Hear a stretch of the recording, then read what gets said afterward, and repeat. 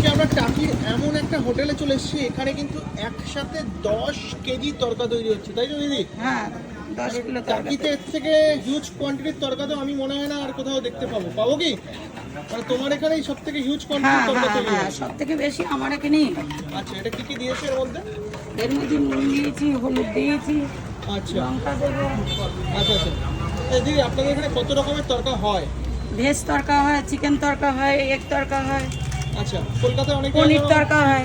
Fish তরকা হয়, ওটাও কি হ্যাঁ, হয়? হ্যাঁ। মানে তরকার বিভিন্ন টাইপের ভেরিয়েন্ট যে আপনার কাছে যেমন রয়েছে? চাবে, মাছের মাথা দিয়ে তরকা হয়। আরে সাবাস।